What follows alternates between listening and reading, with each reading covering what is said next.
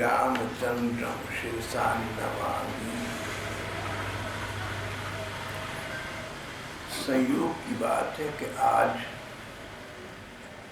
देश भर में श्री राम जी का प्राकट्य दिवस मनाया जा रहा है। रामनवमी। एक मास के पश्चात श्री सीता जी की नवमी होगी, सीता नवमी। आज रामनवमी के अवसर पर हम श्री राम जी से संबंधित पाठ वार्ता कर रहे हैं। श्री राम जी लाखों वर्ष पहले हुए थे और श्री कृष्ण कुछ हजार वर्ष पूर्व हुए। दोनों भगवान हैं, एक ही बात है, पर रूप और अवतार अलग अलग है। अवतारी दृष्टि से राम जी श्री कृष्ण से लाखों बरस उम्र में बड़ी हैं।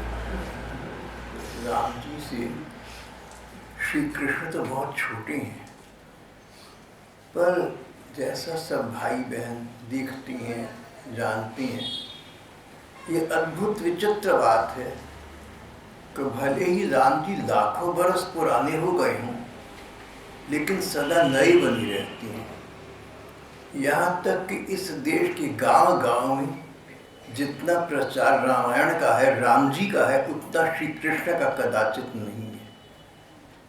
श्री कृष्ण का प्रचार तो कुछ पिछले वर्षों में हुआ है, लेकिन रामायण तो रामलीला, राम जी की कथाएं तो आप लोग जब छोटे बच्चे थे तब भी सुना करते होंगे। दादी नानी सब राम जी की कथा करते थे। राम जी का लीला काल, राम जी का जीवन काल मोटे तौर पर हम 3 भागों में विभाजित कर सकते हैं, बांट सकते हैं।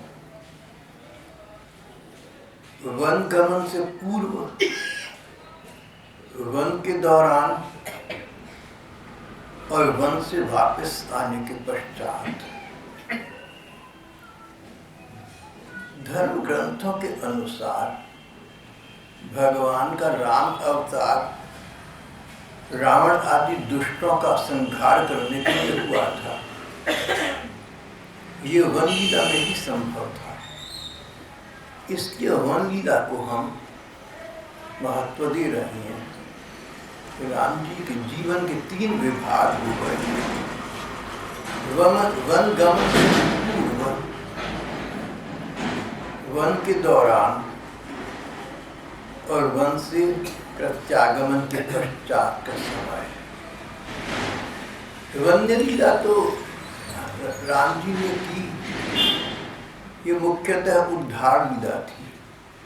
कहीं कहीं भक्तों के प्रति वात्सल्य लीला का प्रदर्शन भी हुआ, पर श्री कृष्ण की वन्य लीला, उसमें सरसता का भाव अधिक था। सखाओं के साथ, बाल सखाओं के साथ, ग्वाल बालों के साथ, उनमें से एक बनकर श्री कृष्ण रहा करते। कहीं कहीं वन में जहाँ दुष्ट दैत्य आए, उनका उद्धार भी किया। राम जी के वन्य लीला में उद्धार लीला की प्राथमिकता है, प्रधानता है। कहीं कहीं वात्सल्य भी है, सरसता भी है, और श्री कृष्ण के वन्य लीला सरसता प्रधान है, साख्य प्रधान है, सखा भाव प्रधान है। जहाँ कहीं दुष्ट दुर्जन आए, उनकी सद्गति भी की। राम जी की जीवन लीला इस प्रकार 3 भागों में विभाजित मानी गई।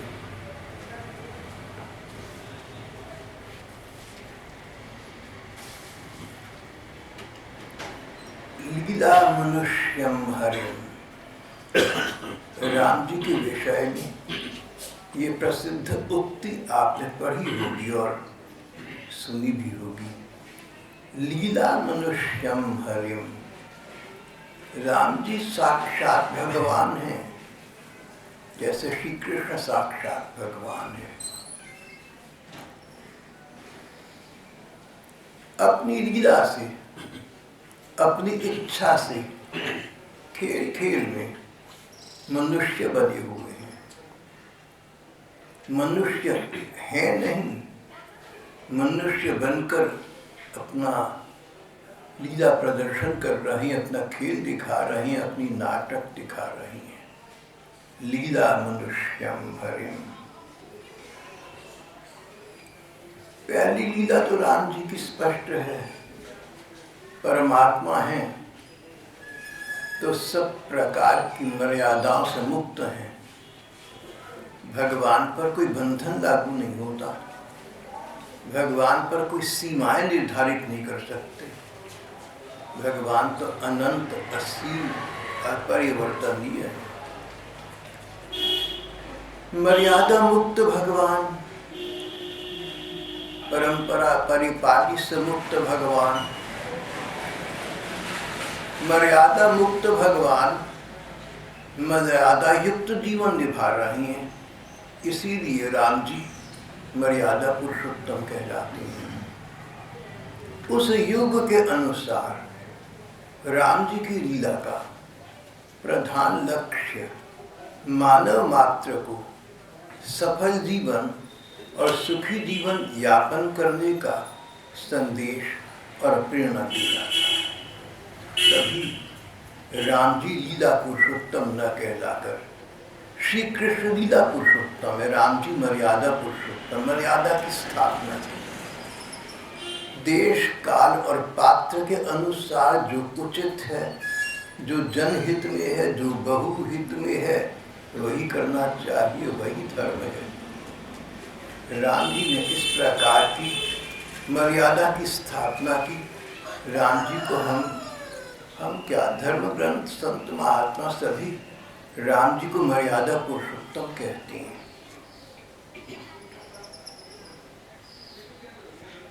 राम जी ने अपने लीला काल में, चाहे वो अपना शैशव, अपनी कौमार्यावस्था हो, वन से पूर्व, चाहे वन्य लीला हो, और चाहे वन से वापस आने के पश्चात की लीला हो, प्रभु राम जी ने सभी लीलाओं में, सभी विभागों में मानव मात्र के लिए मर्यादा की, आदर्श की, उदाहरण की स्थापना की।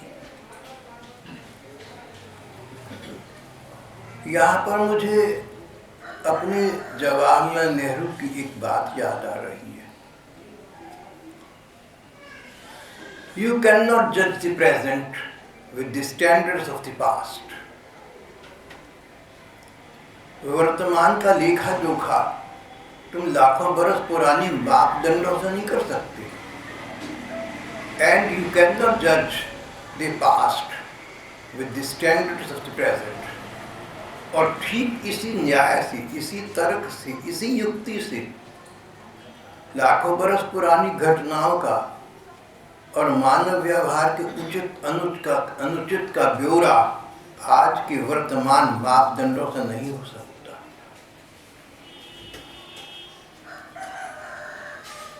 महात्मा कहती हैं कि तुम वृंदावन जाओ तो मन की आंखों से 5,500 बरस पुराने उस वृंदावन का ध्यान लगाना, जिसका वर्णन श्रीमद् भागवत आदि में आता है, वो 5,500 बरस पुराना है। आज का वृंदावन उससे बहुत अलग है।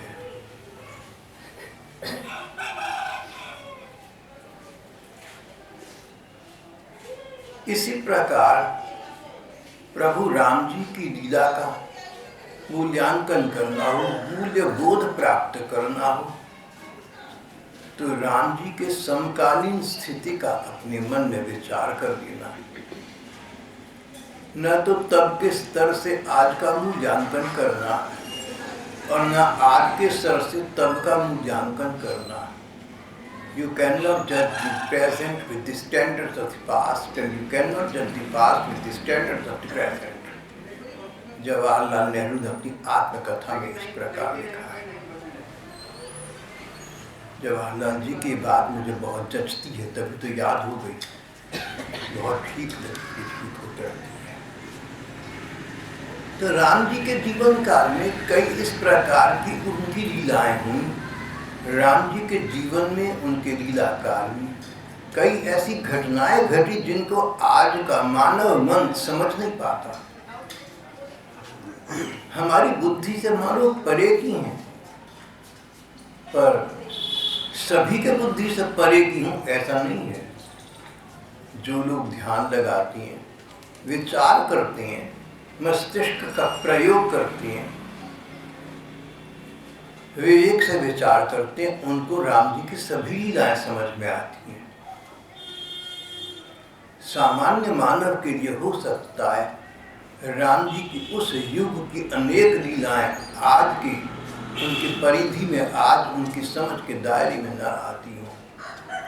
इससे वर्तमान मानव मन की सीमा का पता लगता है, हमारी संकीर्णता का पता लगता है। राम जी की लीला की न्यूनता का परिचय नहीं मिलता। जो भी हो, राम जी छोटे बच्चे थे तो बाल लीलाएं ऐसी करते हैं जिनको देखकर बड़े बड़े ज्ञानी मोहित हो जाते हैं। क्या ये सचमुच परमात्मा है? देखने में तो लगता है कि साधारण गली मोहल्ले का बालक है। छोटे से बच्चे राम जी घटलियों चढ़ रही हैं, हाथ में कुछ टुकड़ा है, खाने पीने की चीजें, माखन है। कौवा आया, उड़ाकर ले गया, राम जी रोने लगी। काग की भाग बड़ी सजनी, हरी हाथ से ले गयो माखन रोटी, ऐसे वाली बात हो गई।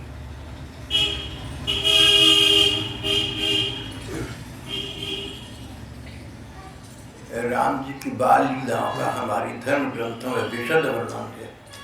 पढ़कर देखें तो बहुत अच्छा लगता है। उसके लिए मूल ग्रंथ के अवलोकन की आवश्यकता है। थोड़े बड़े हुए तो राम जी और उनके शेष तीनों भाई मिलकर अपने प्रांगण में, अपने अजर में खेला करते। अजर आंगन, प्रांगण, कोर्टयार्ड। अजर मत कह देना। अजर का मतलब जो जरा, जो बूढ़ा ना होता हो। भगवान आपको अजर अमर बनाई रखे, आप पर बुढ़ापा हावी न हो। अजर और अजर आंगन, प्रांगण। द्रवहु सो दशरथ अजर विहार। दशरथ जी के अजर आंगन में खेलने वाली राम जी हम पर दया करें, हम पर कृपा करें। बहुत सी बहन भाई जहाँ तहाँ देश प्रदेश में अजर विहारी को भूल से अजर विहारी कह देते हैं। जैसे कृष्ण को कृष्णा बना देते हैं। लोग तो देखिए भगवान को भगवान नहीं रहने देते, पता नहीं उनका क्या से क्या बना देते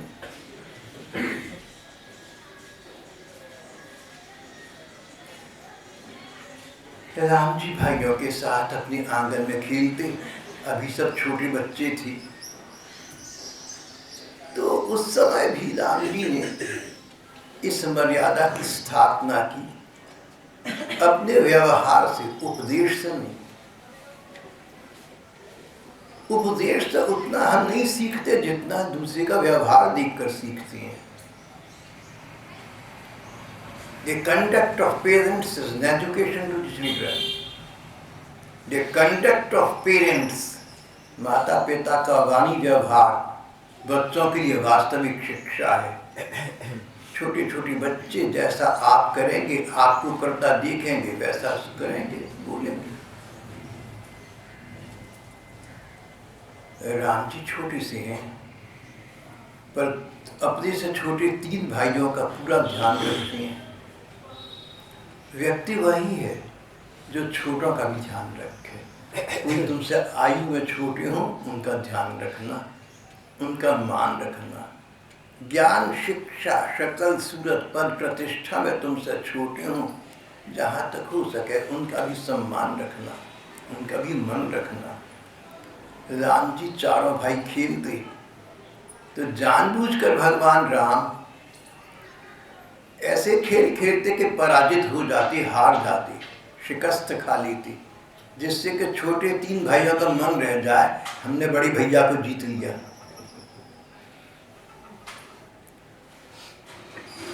अपने छोटों का मन रखना। अरे पोते के लिए तुम क्या कहूँ, घोड़ा या क्या क्या बन जाते हो। नहीं, वो दिन ऐसा है कि कोई भैया कह रहे हैं कि गधा बन जाती हैं। देखो, ये अप्रिय सत्य बोलने के लिए मुझे बाध्य न करो, वास्तविकता तो है, बन तो जाती है।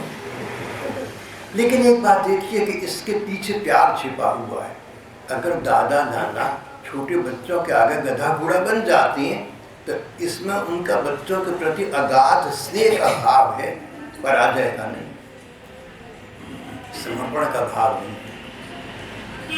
राम जी छोटे भाइयों से ऐसा व्यवहार करते थे उनका मन रख सके, उनका मान रख सके।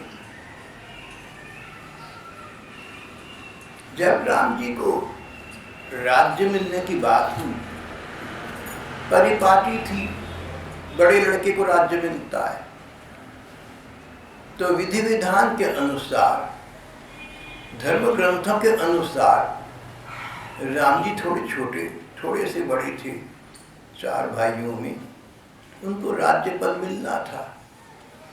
जब घोषणा हुई कि राम जी को राज्य पद मिलेगा, राम जी सोचने लगे कि ये हमारे देश में, हमारे कुल में जहाँ अच्छी से अच्छी बातें होती हैं, आज एक अलग सी बात क्यों हो रही है। 4 भाइयों में से एक भाई को मुझे ही राज्य क्यों मिल रहा है, दूसरों को मुझे हिस्सा मिले। राम जी ने हम कलियुगी जीवों से कहा कि अगर तुम्हारे पास 4 पैसे बाप दादा के दिए हुए हों तो बांटकर बराबर खाना, किसी का हिस्सा मत टूट लेना, किसी का भाग मत बांट लेना। Give the dog his due, जिसका जो अधिकार बनता है उसको प्रदान कर दो। अगर सभी लोग इस नियम का पालन करें, अगर सभी लोग एक दूसरे का भाग एक दूसरे को प्रदान कर दें, तो समाज में सामाजिक स्तर पर तो बहुत शांति हो जाएगी, बहुत सुखमय जीवन हो जाएगा। देखो, किसी का भाग मत, किसी का हिस्सा मत मारना, किसी का भाग मत खा जाना। राम जी कह रहे हैं कि राज्य है तो हम 4 भाइयों को बराबर मिलता तो कितना अच्छा था। और प्रसंगवश एक बात, जब राम जी वापस आए और राज्य सचमुच उनके हाथ में आया, तो उन्होंने अपने 3 भाइयों को भी अलग अलग प्रदेशों का राज्यपाल, वहाँ का राजा बना दिया था। ये कथा आप सब लोग जानते होंगे। राम जी छोटी उम्र के बालक दिखाए गए हैं अपनी बाल्यावस्था में। उनमें धर्मांधता नहीं थी, धार्मिक संकीर्णता नहीं थी।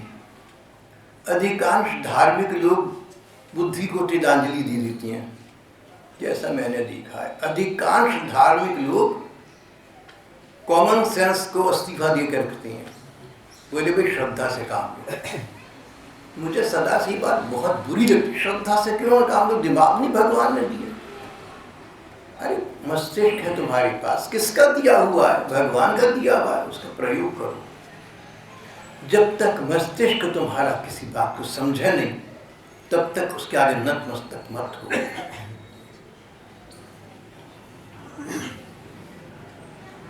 जो बात तुम्हारी समझ से परे हो या जो बात तुम्हारी समझ में आ जाए, वहां मस्तिष्क समर्पण करना तुम्हारे हित में है, पर इसके अतिरिक्त नहीं। राम जी छोटे राजकुमार, छोटी उम्र के राजकुमार थी।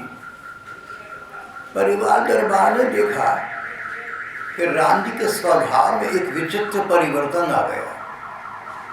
पहले हंसते खेलते थे, बातचीत सबसे करती थी। अब वही राम गंभीर रहने लगे, विचारपूर्ण रहने लगे। कभी वातायन ग्रंथ से, कभी खिड़की रोशनदान से बाहर आकाश की ओर देखते रहती बड़ी देर तक, कभी वृक्षों की ओर देखते रहते, पता नहीं क्या सोचते रहते थे। संसार परिवार से कुछ उपरत रहने लगी, इंडिफरेंट रहने लगी, मानो कहीं रुचि न रही।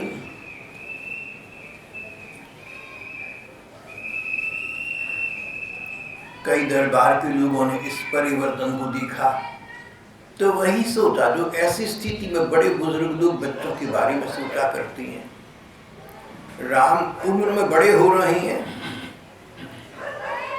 तो इनके मन में उमंग तरंग भावनाएं जागृत होती होंगी जो पूरी नहीं हो पा रही है, इसलिए चुप रहते हैं।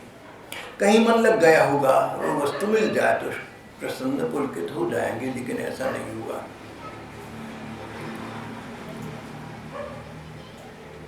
बड़े बुजुर्गों ने पूछा, राम तुम क्या सोचते रहते हो भैया, किस विचार में विभक्त रहते हो, कहाँ खोए रहते हो? बोले मैं सोचता रहता हूँ कि संसार कैसा है, किसने बनाया, क्यों बनाया, मानव जीवन का लक्ष्य क्या है, माया किसे कहते हैं, ब्रह्म किसे कहते हैं, जीव का माया और ब्रह्म के साथ क्या संबंध है।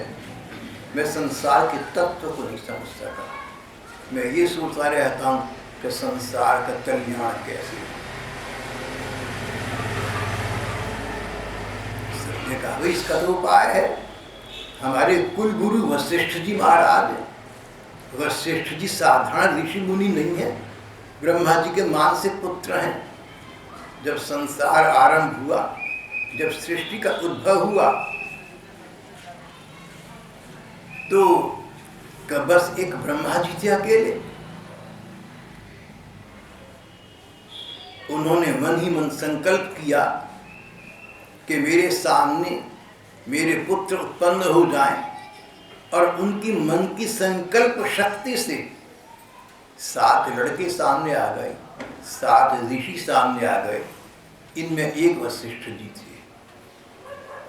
ब्रह्मा जी ने कहा, वशिष्ठ तुम सूर्य वंश के गुरु बन जाओ, तुम इसी योग्य हो। वशिष्ठ जी बोले, पिताजी मुझे कहाँ फंसा रहे आप संसार में, मैं तो ब्रह्म चिंतन करूंगा, मैं तो परमात्मा चिंतन करूंगा, मैं तो भगवत चिंतन करूंगा, मैं तो वनों की शरण ले लूंगा। आप मुझे राज दरबार परिवार में न फंसाएं। पिता वही है जो पुत्र को सन्मान दिखाए, और आप मुझे दुनियादारी में पढ़ने को कह रहे हैं। ये जो पुरोहिताई का काम है, ये अच्छा काम नहीं है, भगवान का चिंतन अच्छा है। ब्रह्मा जी ने तितुरप चाल चली, बोली, वशिष्ठ मेरे बेटे, मैंने सोच समझ कर कहा है, देख तुझे बड़े बुजुर्ग कोई बात कही ना तो श्रद्धा रखियो, उन्होंने कुछ सोचकर तेरे भले में कहा। बच्चों से माता पिता जो कहते बच्चों के भले में कहती हैं। इस सूर्य कुल में साक्षात परमात्मा भगवान राम के रूप में अवतार लेकर आएंगे। अगर तू उसका कुल गुरु बनना स्वीकार कर ले तो राम जी की सारी लीला तेरी आंखों के सामने होगी भैया। वशिष्ठ जी ने कहा, पिताजी जैसी आपकी आज्ञा। अगर साक्षात परम ब्रह्म का दर्शन इन भौतिक नयनों से, इन चरम चक्षुओं से हो सकता है, इससे अच्छा और क्या होगा। पिताजी आपने ठीक कहा था, मैं आपकी आज्ञा को स्वीकार करता हूँ। ये वशिष्ठ जी सूर्य वंश के भगवान राम के कुल के गुरु थे। बड़ों की आज्ञा से राम जी वशिष्ठ जी के पास गए। मानव रूप में लीला कर रहे थे, जैसे कोई अभिनेता किसी चलचित्र में अभिनय कर रहा हो, तो किसी को पिता बना लेगा, किसी को माता बना लेगा, किसी को शत्रु, किसी को मित्र बना लेगा, अंदर कुछ भी नहीं। राम जी मानव लीला कर रहे हैं, लीला मनुष्यम हरिम, मानव लीला कर रहे हैं। तो वशिष्ठ जी गुरु हैं, शिष्य का काम गुरु जी के चरणों में स्वयं जाकर अपने को उपस्थित करना है। राम जी वशिष्ठ जी के पास गए, चरण मस्तक टिका दिया। राम कैसे आए भैया, कोई समस्या है क्या? राम जी ने अपनी मन की बात बताई। मैं ब्रह्म जीव और माया का सिद्धांत नहीं समझ सका। अब वशिष्ठ जी ने उच्च ज्ञान की वार्ता आरंभ कर दी। बोले राम सब स्थिति स्पष्ट है, ब्रह्म ही सत्य है, ब्रह्म सत्यम जगन मिथ्या, ब्रह्म तत्व ही सत्य है, संसार तो मिथ्या, सपने की भांति है, जितनी देर सोए हुए उतनी देर सपना दिखता है, जागे तो कुछ भी नहीं। जब तुम आत्मोद्धार कर दोगे, जब तुम जाग जाओगे तो ये संसार तुम्हें मिथ्या लगेगा, तुम्हें प्रपंच में नहीं फंसोगे। संसार में जो कुछ है मिथ्या है, सब पदार्थ मिथ्या, संसार मिथ्या, संबंध मिथ्या। राम जी ने हाथ जोड़े, गुरुदेव एक शंका का निवारण कर दीजिए। संसार मिथ्या, इसके व्यक्ति पदार्थ मिथ्या, संबंध मिथ्या। बोले बिल्कुल सब मिथ्या है, ब्रह्म ही तत्व सत्य वस्तु है। तो बोले आप भी मिथ्या, मैं भी मिथ्या, ये आपका दिया गया ज्ञान भी मिथ्या, ये सारा संसार मिथ्या है, सारे संबंध मिथ्या है। तो गुरुदेव आपका मेरा शिष्य गुरु का संबंध भी मिथ्या हो गया, और जो आपको जो उपदेश है ये भी मिथ्या हो गया। वशिष्ठ जी प्रसन्न हुए। हमारी भारतीय पद्धति ये है कि शिष्य मस्तिष्क का प्रयोग करके, बुद्धि का प्रयोग करके अकल का प्रश्न पूछे तो गुरुजन प्रसन्न होते हैं। हमारे देश की परंपराओं का आधार तर्क है, और कोई तुमसे गुरु कह दिया ना, देख जो तुझे कह दिया मान जा, समझ ली, श्रद्धा से काम ली, ऐसा संशय नहीं करा करती, समझ जाना गुरु जी को आता कुछ नहीं। वशिष्ठ से बड़ा गुरु कौन होगा? भगवान के गुरु वशिष्ठ जी। बोले भैया तू ठीक कहता है। फिर उन्होंने राम जी को जो उपदेश दिया उसका नाम योग वशिष्ठ है, बहुत बड़ा ग्रंथ है भाई बहन, उसका कम से कम नाम तो सुना होगा। मस्तिष्क को प्रधानता देना, और जब आरंभ करना मस्तिष्क से, आरंभ करना बुद्धि प्रयोग से। जब मन मस्तिष्क और बुद्धि ये कहें, जब तुम्हारा अनुभव ये कहे कि ये सच है और ये सच नहीं है, तब जो सत्य वक्ता है, तत्वदृष्टा है, महापुरुष, गुरुजन, संतजन, अपने अनुभव और बुद्धि प्रयोग के बाद उनके प्रति श्रद्धा रखना। पहले दिन से नहीं, समझ सूझबूझ के बाद पता चल गया कि हमारी संतजन, हमारी गुरुदेव सत्य को जानते हैं, तत्व का इन्हें अनुभव है, ऐसा जानने के बाद उनमें श्रद्धा रखना, फिर तर्क मत करना। तर्क का प्रांत खत्म हो गया। जैसे कन्या जब तक अच्छा पुरुष नहीं मिला, पति नहीं मिला, माता पिता कन्या उसके लिए खोज करती हैं चारों तरफ, लेकिन जब एक घर वर का वर्ण कर लिया तो खोज समाप्त हो गई। अब पति देव ही सब कुछ है। अगर पति देव से अधिक सुंदर, अच्छे पढ़े हुए और पैसे वाले लड़के शहर गांव में रहते हो तो पतिव्रता का उनसे कोई संबंध नहीं है, अब पति तक सीमित है, वही सब कुछ है।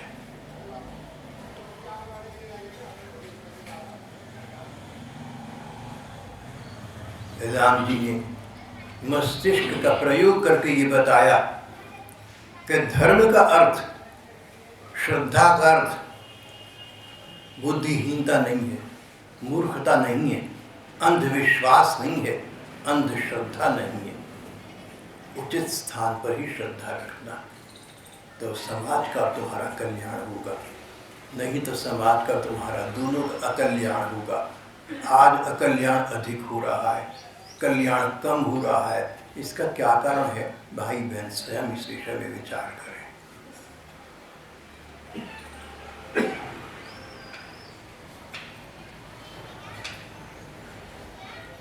राम जी ने जब सुना, कभी कभी किसी समय पिताजी ने मेरी सौतेली माँ कैकेयी को वचन दिया था, जो कैकेयी ने किसी भी कारणवश आज मांग लिया, राम का वनवास, मेरे बेटे भरत को राज्य, तो पिताजी डगमगा गए। ये तो वो सोच भी नहीं सकते थे कि कैकेयी ऐसा बाण कभी मारेगी। कहते हैं राम तुम माँ की बात मत मानो, बेटे रुके रहो। दूसरे के धर्म की रक्षा करना बहुत बड़ा धर्म है। पिताजी के वचनों की रक्षा करने के लिए राम जी ने कहा, पिताजी भावना से कर्तव्य का स्थान ऊंचा है, मुझे जाने दीजिए, और वन को चले गए, रुके नहीं रहे। दशरथ जी ने राम जी को आज्ञा दी, उल्टा मना किया। लेकिन अगर मैं नहीं जाता, पिताजी मुझे यहाँ रखते हैं, तो कभी किसी युग में जो माँ को वचन दिया था, आज उसको पूरा न करने का अधर्म पिताजी को लगेगा।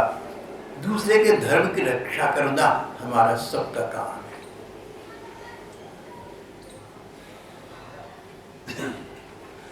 राजकुमारी शशिकला थी, इस जमाने में काशी के राजा की बेटी थी, बहुत गुणवती और सुंदर थी।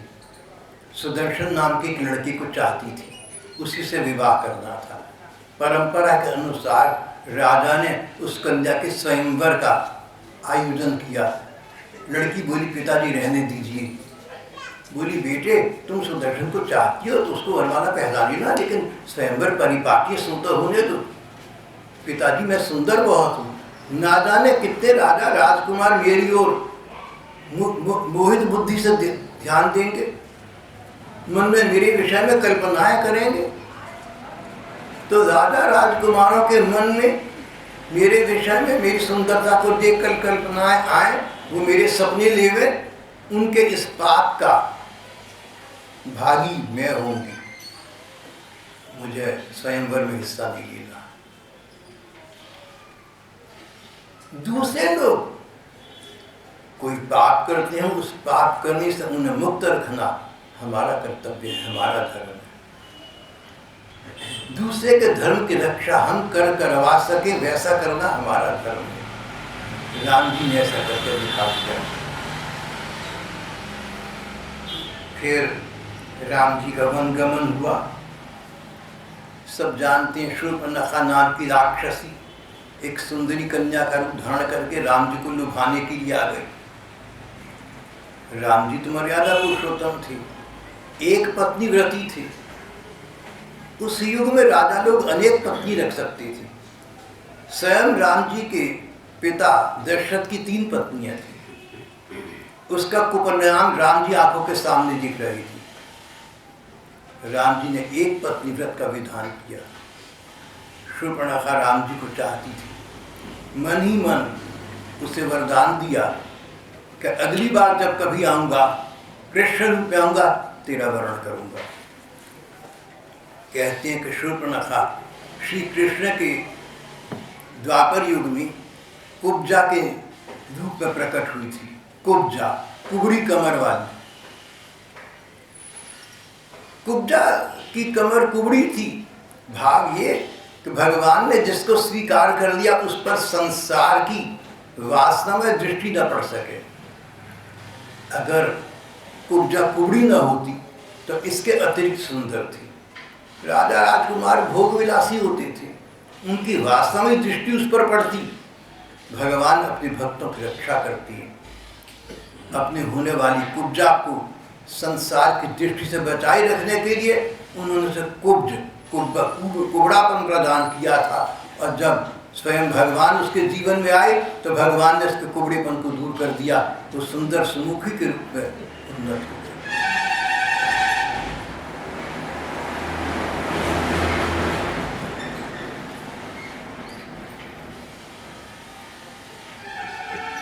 सीता जी का अपहरण हुआ।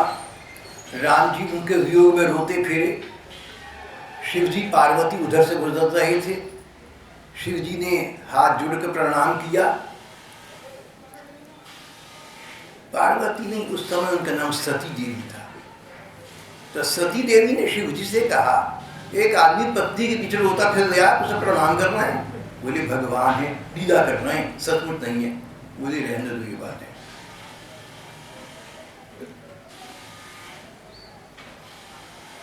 बात की कथाएं सबको मालूम है, यहाँ तो ये बात चल रही है कि राम जी सीता जी के विरह में रोते फिरे, ये सत्य तो ऐतिहासिक वास्तविकता है ही।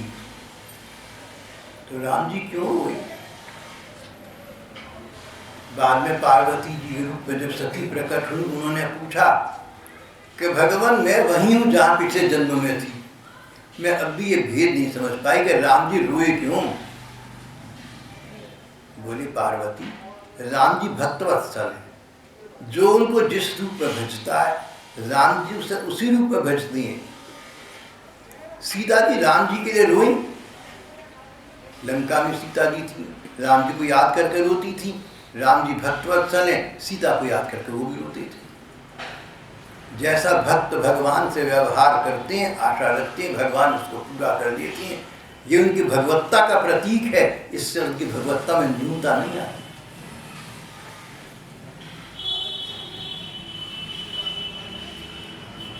भाग्य कि अगर हम आप आज भगवान का चिंतन करते हैं, भगवान के विषय में हम जो करेंगे भगवान हमारे साथ वैसा करेंगे। तो पूज्य भाई जी कहते थे, गोलोकवासी संत श्री हनुमान प्रसाद जी पोद्दार कहते थे, ये बहुत ललचाने वाली बात हो गई, इसमें तो बहुत अच्छी बात हो गई। जैसा हम करेंगे वैसा राम जी। अगर हम भगवान का चिंतन करेंगे, भगवान के रूप का ध्यान करेंगे, तो उस समय भगवान हमारे रूप का ध्यान करेंगे। आश्चर्य, साक्षात सर्वात्मा अखिल ब्रह्मांड नायक परमात्मा मेरा आपका ध्यान कर रहे हैं, केवल इसलिए कि हम उनका ध्यान कर रहे हैं, उन्होंने अपने वचन की रक्षा करनी। भाई जी कहते थे, जब तुम भगवान का ध्यान करो ना, उस समय ये सोच सोच कर प्रसन्न होना कि इस समय right at this identical time, बिल्कुल इसी क्षण भगवान भी तुम्हारा ध्यान कर रहे हैं। अरे तुम भगवान के सामने हो, तुम भगवान के ध्यान पथ में हो, इससे अधिक प्रसन्नता का विषय क्या हो सकता है। भगवान का ध्यान करो तो समझ जाना कि भगवान जी तुम्हारा ध्यान कर रहे हैं। उस सुख के अतिरिक्त में अपने आप को खो देना, संसार के भ्रम में पड़ जाना।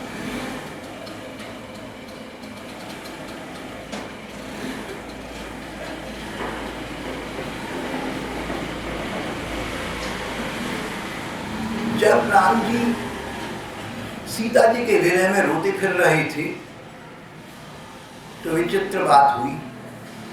अध्यात्म रामायण में लिखा है कि लक्ष्मण जी छोटे भाई राम जी को स्वामी गुरु बहुत बड़ा मानते थे, लेकिन जब संकट काल देखा, आपातकाल देखा, इमरजेंसी, अर्जेंसी, लक्ष्मण जी राम जी को समझाने लगे, भैया रुदन टंदन मत करो, कौन किसको सुख दुख देने वाला है, सब पूर्व कर्मों का फल है। जानते हैं कि राम जी साक्षात भगवान है, कोई कर्मों का फल नहीं भोग रहे, केवल लीला कर रहे हैं, लेकिन मुझे आपको समझाने के लिए राम जी को समझा रहे हैं। सुखस्य दुखस्य न कोपि दाता, सुख और दुख को देने वाला संसार नहीं है, लोग नहीं है, सरकार नहीं है, आपके रिश्तेदार दोस्त या दुश्मन नहीं है, आपके कर्मों का फल है। जो भी आपने कर्म किए हैं, वो किए गए कर्म they come back to you, they return to you. किसी ने क्या लेना देना है। अगर दुख आपके कर्म का फल नहीं है, अगर दुख आपके भाग्य में लिखा नहीं है, तो सारे संसार की सत्ताएं मिलकर भी आपको दुखी नहीं कर सकती। मांडव्य ऋषि थे, उनको गलत समझकर राजा ने फांसी की सजा दी। पता लगा ऋषि है, क्षमा मांगी, उतारा।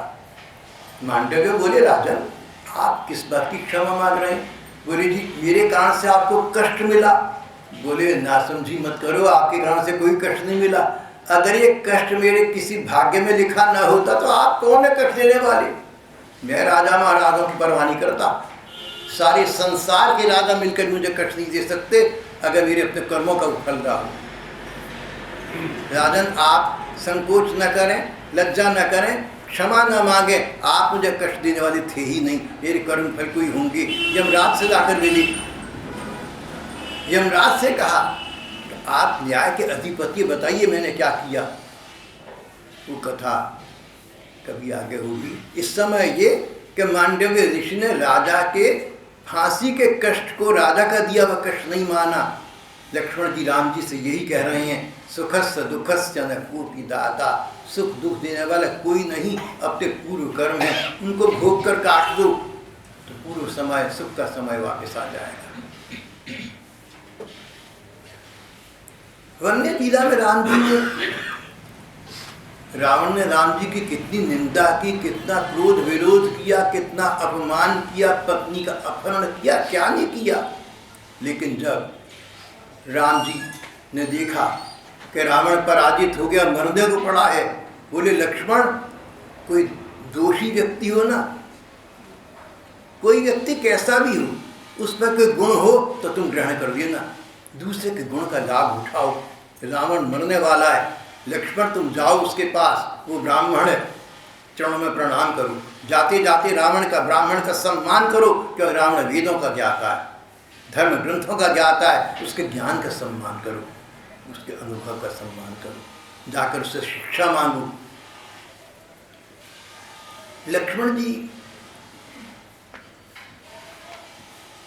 रावण से कुछ खींचे रहते थे, क्योंकि रावण ने राम जी का अन्याय किया था, अपमान किया था। इसलिए राम जी चाहते कि लक्ष्मण का रावण से खींचे रहने का जो दोष है वो अभी शांत हो जाए। उसको शांत करने के लिए लक्ष्मण जी से कहा उस रावण को जाकर प्रणाम करो, वो ब्राह्मण है, उससे क्षमा मांगो और उपदेश मांगो। लक्ष्मण जी गए, रावण से उपदेश मांगा। यहाँ पर एक हंसी की बात जो आप लोगों ने पहले सुनी होगी। रावण ने लक्ष्मण जी को उपदेश दिया, ज्ञान का उपदेश दिया। लक्ष्मण चलने लगे। रावण बोला कि लक्ष्मण, राम ने तुम्हें भेजा, उसके पास वापस जा रहे हो? बोले जी हाँ, पराजय आपकी हो गई, राम जी की विजय हो गई, तुम राम जी के पास जा रहा हूँ।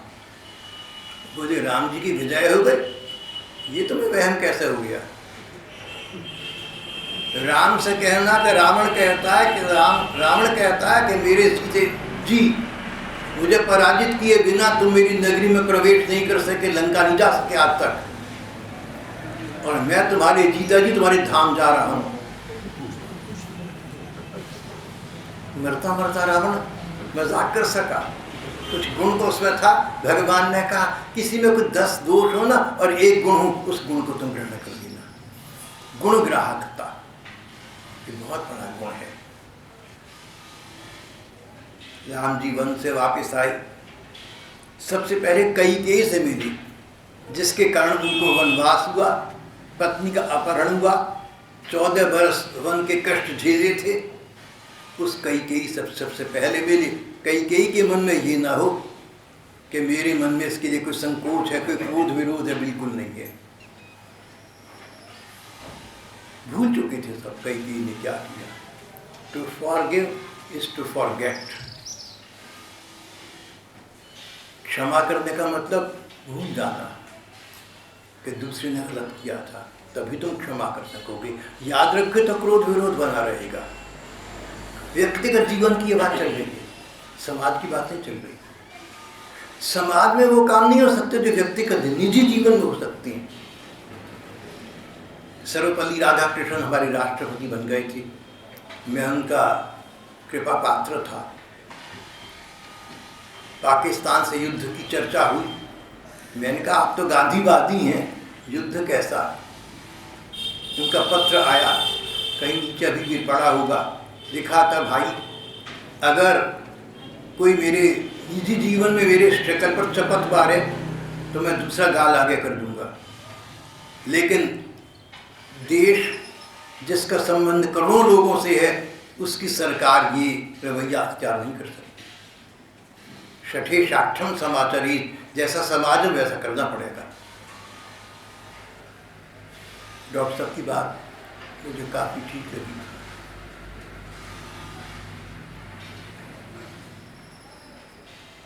तो जब बांग्लादेश पर विजय प्राप्त की गई तो उसके प्रथम प्रधानमंत्री अब्दुल रहमान ने कहा था, शायद उनका नाम अब्दुल रहमान था, मुजीबुर रहमान, शेख मुजीबुर रहमान साहब ने कहा था कि पाकिस्तान ने हमारी बच्चों पर, हमारी लड़कियों पर, हमारे लड़कों पर, हमारे बूढ़ों पर, हमारे बच्चों पर अन्याय करे, अत्याचार, उनको तकलीफ दी, हम सब माफ कर सकते लेकिन भूल नहीं सकूंगा मैं। बोले भूल तो नहीं सकता, हाँ माफ कर देता हूँ, कोई बात नहीं। समाज की दृष्टि से उन्होंने बहुत ठीक बात कही। व्यक्तिगत दृष्टि से कोई तुम्हारा बुरा कर देना, भूल जाना, अपने को कष्ट मत देखना, अपने अपमान को याद रखना, अपने घाव को हरा रखना है, और दूसरे को तुम क्षमा तभी कर सकते हो जब उसके किए गए अपराध को भूल जाओ।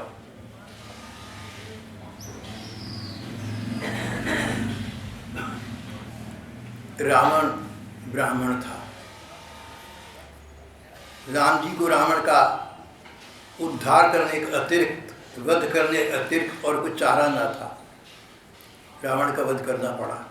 फिर भी राम जी ने कहा कि विधान ये है कि ब्राह्मण वध मत करो, अगर करते तो पश्चाताप करो, और पश्चाताप के स्वरूप उन्होंने यज्ञ का आयोजन किया। बताइए, मर्यादा पुरुषोत्तम भगवान साक्षात परमात्मा, अगर तुमसे कोई गलत बात हो जाए या करनी पड़ जाए तो उसका परिमार्जन हो सके तो अवश्य कर देना।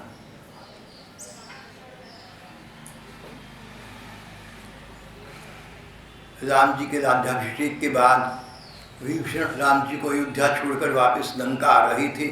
मार्ग में उनसे किसी रियासत का जघन्य अपराध बन गया जिसका फल मृत्यु दंड था। राम जी पहुंचे, बोले भाइयों सुनो, ये विभीषण आपके कानून के मुताबिक मृत्यु दंड का पात्र है, लेकिन मैं इसका स्वामी हूँ, ये मेरा सेवक है। सबॉर्डिनेट्स का संरक्षण करना अधिकारी का काम है। रावण की, दोबारा कहूँगा, विभीषण की जगह मृत्यु दंड मुझे दिया जाए।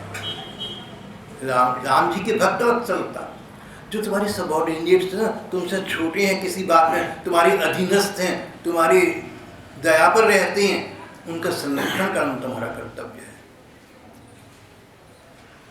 बाद में वहाँ के ब्राह्मणों ने कहा कि इतनी संख्या में ब्राह्मण को ब्रह्मभोज कराने से आपका अपराध शमन हो सकता है, वो कर दिया गया।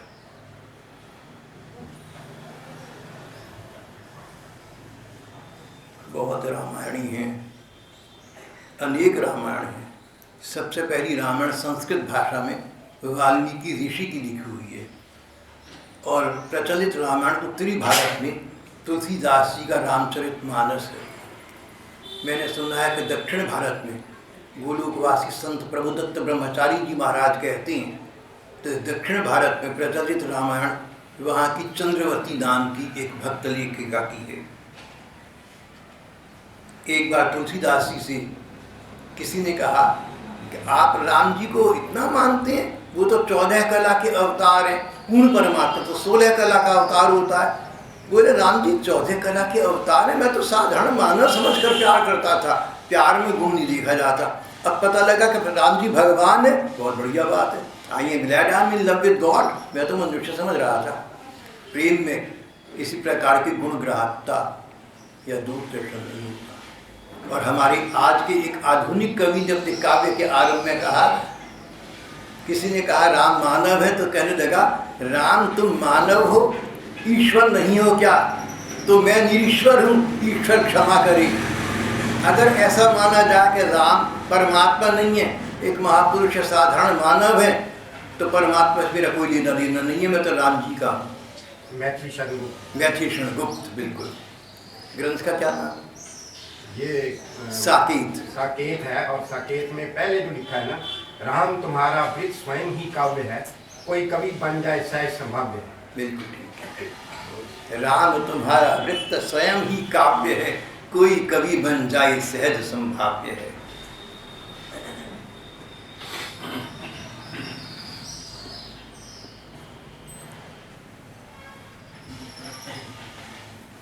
एक बार एक कथा प्रसिद्ध है।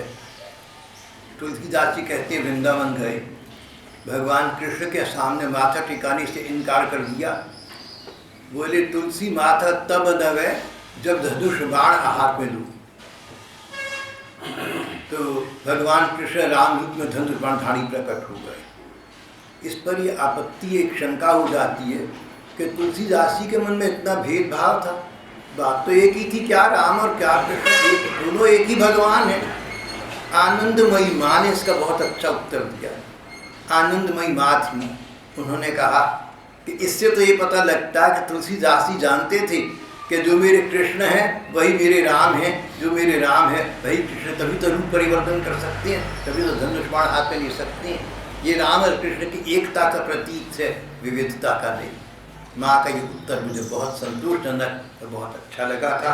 समय बहुत अधिक हो गया है, आज का हम पाठ प्रसंग यहाँ समाप्त कर दें।